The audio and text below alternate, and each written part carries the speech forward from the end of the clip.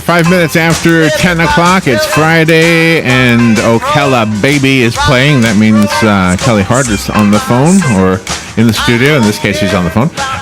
And this is called Ocala Magazine Radio because, of course, Kelli is the executive editor of Ocala Magazine, and an author, and a writer, and a mom, and probably right now a Christmas gift shopper somewhere out there. Good morning, Kelli. How you doing? Hey, good morning, Larry. How are you doing? I'm okay. Where are you? Good. Where are you today? So I'm at home today. I just got my hands on the December issue of Ocala Magazine that came out yesterday. Oh, the big reveal today, huh? Yes. Okay. So this is our best of the best issue. We are in our 25th year of doing best of the best, and we, of course, a few people that one already knew just because we contacted them for photography, and then we also have our digital edition that comes out every month that came out a few days prior to the book coming out. So for the people that stay on top of it and subscribe to our digital edition, of course, they knew who the winners were without even having to wait for the book to come out. So that was pretty exciting. Right. Yeah. And I usually go there, but I didn't go there yet, so I'm going to go there right now as you're talking. So were there any surprises? Okay. Were there any surprises for you or for the rest of the staff? You know, every year there are surprises because there's, like some years there's a person who may have won 2 years in a row that you kind of think, well, maybe they'll win a third year in a row, and then they don't. And it's this other person that comes in that maybe we've never even heard of, and we're like, wow, okay, somebody was really working hard this year. So there are a lot of people on this particular year's list that I know personally I have never heard of, some businesses and people that I don't know and have never heard of, which to me is always a good thing. That is a good thing. It's a very good thing. And then there are, some things that are of no surprise just because they are the businesses that year after year are working hard to promote themselves well and giving back to the community, that have stellar reputations. So you know those kinds of businesses and people are of usually no surprise. And who's the lady on the cover of the December issue? Who's that? So that is Neelam Patel. Neelam Patel has opened a business in town over in the same plaza where Best Buy is. Oh, okay. And I never can think of the name of that plaza, but you know where Best Buy is. Right. What is that called? Is that Shady Plaza? Yeah, so it may be Shady. Maybe Shady Plaza. I can't remember. I don't know, but it's where Best Buy is, and that everybody knows where Best Buy is. But it's called Pushti Brows and Skincare. Oh, nice. Shti. Yeah, and so she has partnered with two individuals, and that way she is fully staffed and has a physician on staff as well, so that she can offer a lot of technology and skincare that goes beyond just surface stuff. I mean, some really advanced technology in the way of skincare and scar treatment and weight loss and things of that nature. So she's gorgeous. So what a perfect to have on the cover for December. I mean, just absolutely gorgeous. And then there's a story inside about her and her business that I encourage everybody to read because I think that she's really got her finger on what people are looking for when it comes to skincare treatment, because there's a lot of different places that have popped up in the last few years to address those concerns. And I think vanity, of course, is a big issue in this day and age with selfies and being all over the internet all the time. But I really like the way that she treats her clients and that she'll tell you right out the gate, when we sit down for a consultation, we're not in any hurry to get you in and out. And if someone is in a hurry to get you in and out, then they're treating their patients like a mill, where we are treating you like family. And we want to really know your concerns and your insecurities and your expectations so that they can be met. And I appreciated that. And when I met her, I appreciated her saying that she is in no rush when a patient comes in, because she feels like being in a rush is going to, it's really going to take time away from getting to know her patients. And, a lot of people, that's kind of their marketing ploy. Like, well, we'll get you in and in and out in 5 minutes. Well, I guess in theory that sounds good if you're thinking about time, but if you're thinking about expectations and outcome, I may want to take a few minutes longer than 5 minutes to tell you my problem. So she's really onto something there, and the story is great, and all of the information is in there about her, and she's just gorgeous. Yes, she is. She's a beautiful lady. Let's see. I'm looking at the best of the best on the thing here. There's a couple that I'm not surprised at. Laurito's got the best pizza, I think, didn't it? Or did I just skip Yes, over? Laurito's Italian Kitchen, yes. Best pizza in town. Wise Guys came in second, and Bellevue Pizza came in third. Oh, they're all good, though, right? Oh, yeah, you know what? And Bellevue Pizza, which I don't go to often enough because I don't go to Bellevue often enough, but they've been around a long time, and they have an amazing calzone that anytime I do go through Bellevue or end up somehow at Bellevue Pizza, that's what I get, is a calzone.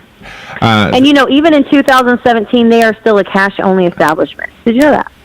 Do you know one of the things we had the other day as a romantic Christmas date was to go out as a couple and to become amateur hot chocolate critics, right? Really? And so we were trying to think, well, how many places in Ocala actually sell hot chocolate? And we were thinking, well, maybe all coffee shops do. And then when we were thinking, how many coffee shops are there? So I think, in other words, what I'm getting at is the best of the best kind of shows us, oh, we got plenty to choose from, right? Yes, we sure do. And, there are so many amazing little coffee shops in town. And I think people usually tend to pick their favorite one or the one they frequent simply based on where they live. Right. For the longest time, I would go to Chelsea Coffee when I lived on the northeast side of town. And then when I moved southeast for a while, I was going through Cup of the Irish because I really like their convenient drive-through window. Right. But in the last, year or so, I've been going to Symmetry Coffee, which won Best Local Coffee.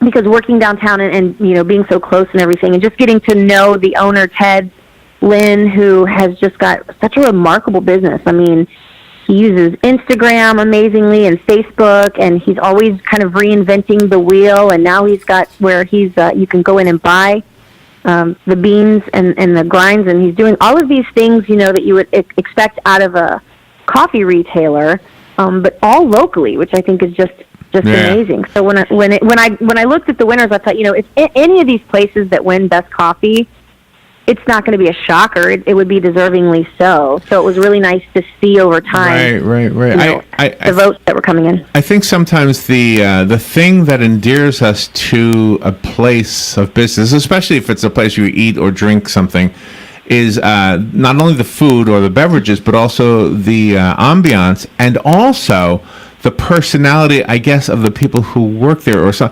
And there's something about Symmetry that you kind of feel that they have a heart for the people. They've got a program over there. You can buy a coffee for somebody who can't afford a coffee, that kind of a thing. Yes, like a pay it forward coffee program, which is amazing. And it's a nice thing, but it says something about them too that kind of adds to the way you feel about the establishment.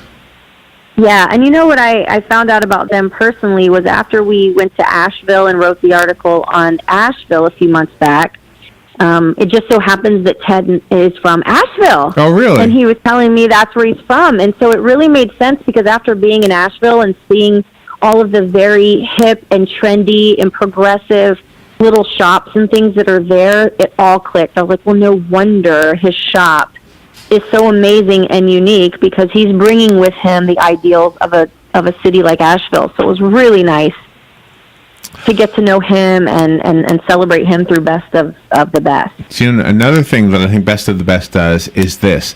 We all are familiar with the downtown area. However, we're not all familiar with the restaurants that face the square. And you would think we should be, right? But I bet a lot of people never thought of the Brick City as the best barbecue in town.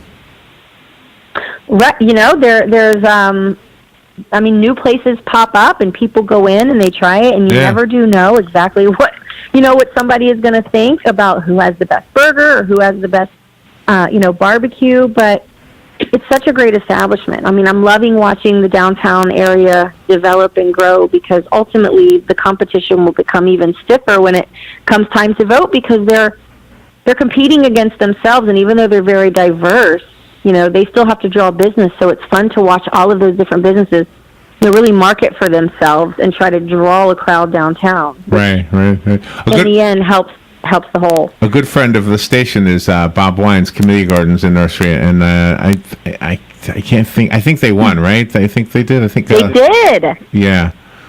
Yes, they won Ocala's Best Kept Secret, which Bob Wines has been in business forever. Right. But I think that when you think of Best Kept Secret, I think you just think of a place that that's not one of those places you have to frequent often, like you would a department store or a restaurant. And so I think it's one of those overlooked businesses that, you don't think of until you really necessarily need to go there. But they got such great feedback after he made the announcement on Facebook and Instagram about having won. And you could really see the outpouring of support, and people saying, you're not a secret, you've been here for several years. But I don't think it's necessarily a secret. I think it's just one of the gems of Ocala that somehow gets overlooked when you think business, because it's not something you would use every single day. Right. Were there any winners or second or third placers that became part of the list but weren't on the published list? In other words, the write-ins. Did any of the write-ins make it? No, we didn't have any write-ins. We do, in the last few years, we have really tried to rethink how we run the contest, because every year, inevitably, there is somebody who says, I thought this person was on the list or should have been. There's some type of question. This year we had a real debacle, because when how people's choice works is, we can't put every industry and every category on the actual survey. So what we do is, to keep people really engaged throughout the month of November, is we throw other categories online, and it's open-ended. So we may put, best tattoo parlor, and people can just go through and just name whomever they want. And at the end and when we shut it down, we go through, and we have, a couple different people who independently go through and count, and then we compare lists to make sure that we've got the best protocol we can in place. And, inevitably you've got the people who are watching it happen, and who, we had one lady, well, we counted, and this was our number. And although we do appreciate, people counting, and we do appreciate that their number was, in their favor, they're not taking into consideration a lot of the things that we do. Like, for example, there may be people that they're not connected with on Facebook that wrote in that they can't even see. Right.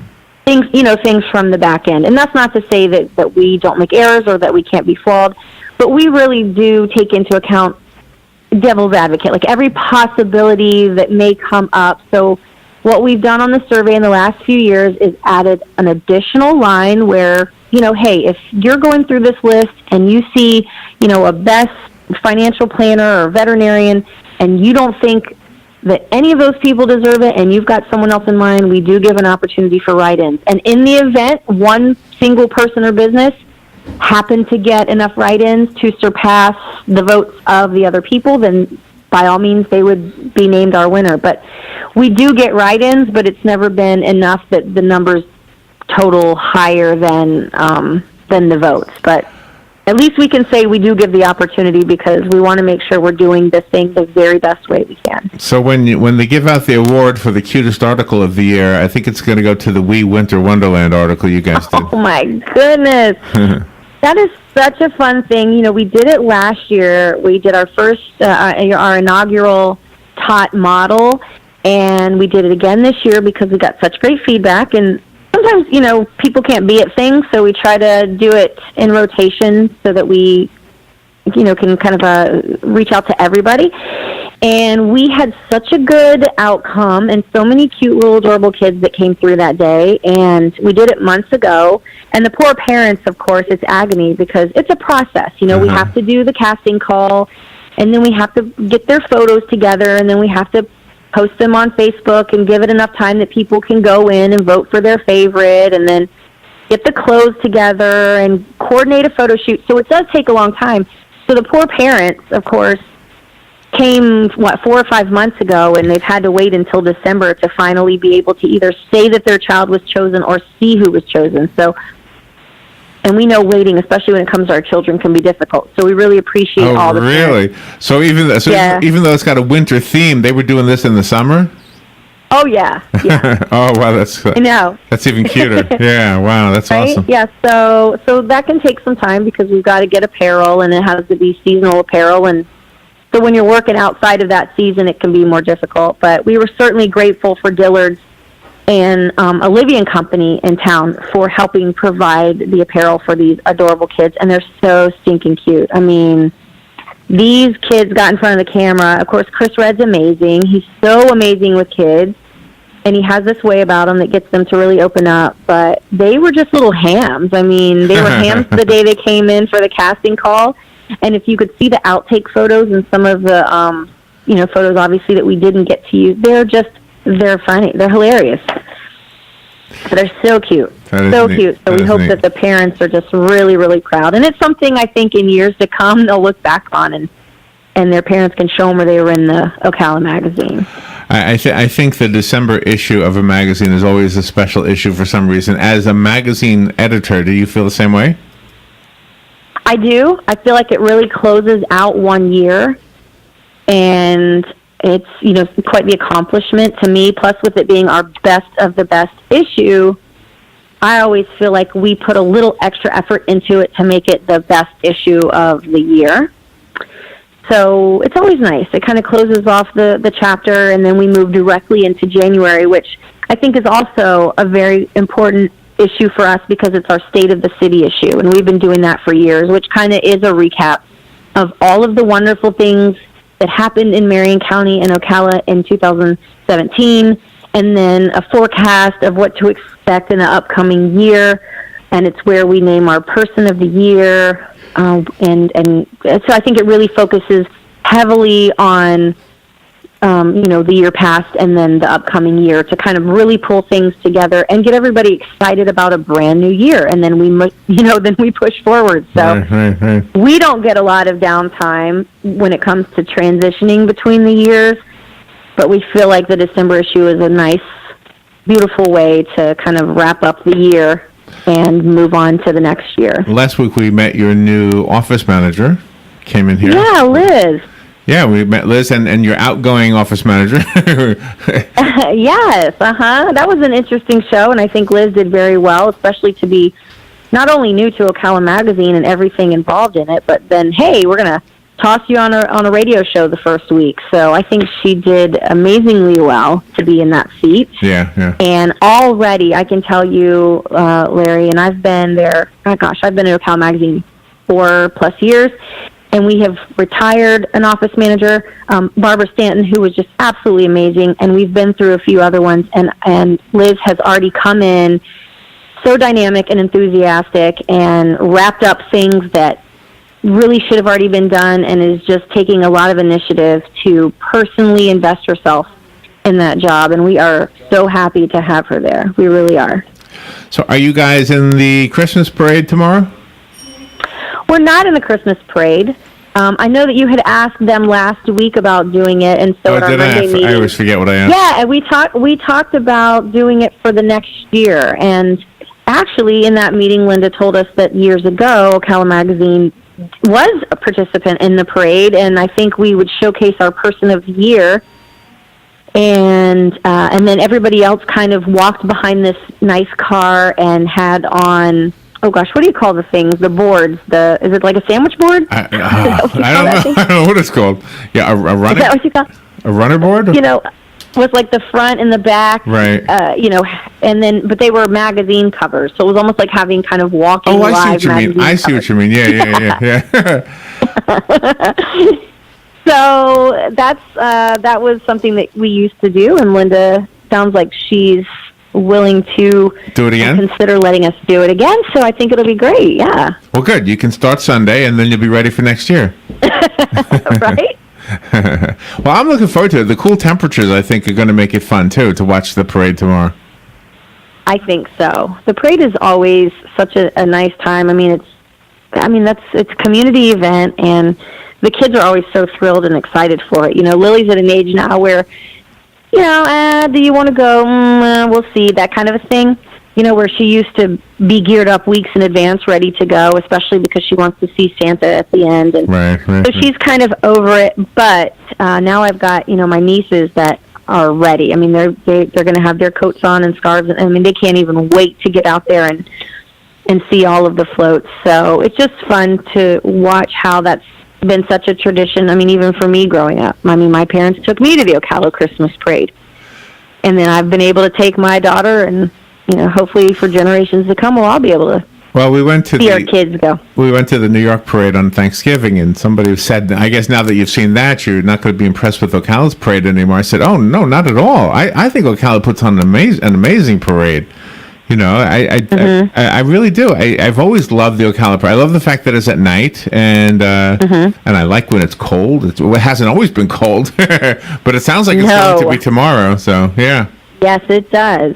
Yeah, I mean, if we could figure out some way to have big, huge floats come down the street, that would be a cool additional element, because I sure like watching them during the Macy's parade.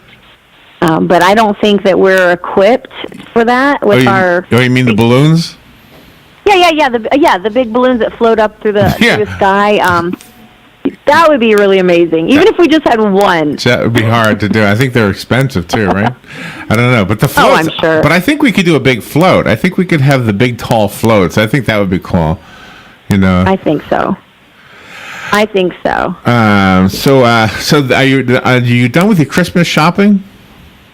I haven't even started, Larry. Oh, really? Well, good. I'm not the only one then. No, I haven't started, and it's very tempting to just kind of go on Amazon and go through a list and order everything and have it delivered to my door. But I'm really trying to make it my goal, like I do every year, to shop local and buy people's gifts local. Unless there's just something that Lily has to have that I just can't find here. That's what I try and do, and that just requires getting out and doing it, and having just wrapped up and gotten the December issue out. That's been hard. And Joe just handed me the December issue. Yeah, I was looking at it online. Now I have an actual copy of it. Wow, it's so pretty. That lady's so pretty on the cover. All right, I like this better. I mean, the online is good, but I can flip through this one quickly. My computer is slow. I still am a fan of a tangible magazine. I'm the same way with a book. I'm also still the same way in church. A lot of people will kind of take notes on their phone or their Kindle, and I still like to be able to crack open, the Bible and go straight to things. So I just like to be able to touch and feel and flip through a magazine, and I've always just been really interested in magazines. Even when I was a teenager, I think my parents got me Teen Beat or whatever. It had like Kirk Cameron in it and all of those people at that time. And I thought it was so cool with the posters, and I could rip pages out. And so the digital edition is always nice, because especially if you're in it or if there's something really interesting in it. Like, for example, we have a nice article about essential oils. And let's say you have a friend in Arkansas who you've been talking to about oils. It's nice to just be able to kind of zip them the article online. But there is still nothing as good as being able to hold an actual tangible magazine. I agree. In my opinion. For the listeners, go pick up the Ocala magazine December issue, and not only will you see best of the best, but you're going to be treated to the cutest pictorial I've ever seen in a magazine. It's called A Wee Winter Wonderland. It's some children that are just posing, and it doesn't get any cuter than that, right? It doesn't, and we are excited in December to announce our very first ever Student Athlete of the Month. And we're doing that every month. So if someone goes on Facebook today, they like us on Facebook, they'll see a link at the top where they can nominate a local student athlete. And it's our way every month of really celebrating youth that are making a difference and working hard, because we feel like they really deserved to be focused on. So we're going to do it every month. So send everybody over to that link. And this month is St. John's Lane Lulu Grosvenor, right? Yes. Am I saying that right? She's a volleyball player. Yes, you are. And she's a volleyball player, and they just won state. So it was just perfect timing for her to be our first ever student athlete. Nice. Kelli, thank you for what you do, and be safe out there, and go shop. Stay warm tomorrow. It's going to be cold. I will. You too, Larry. Thank you. We'll be right back. Bye-bye. This California women is mighty fine, and the New York girls blow your mind. What are you getting into? Oh, hey, Joe, look at these cool toys. Some nice things. A doll? A baseball bat? Hey, what's this? Oh, that's a translator. A translator? Yeah.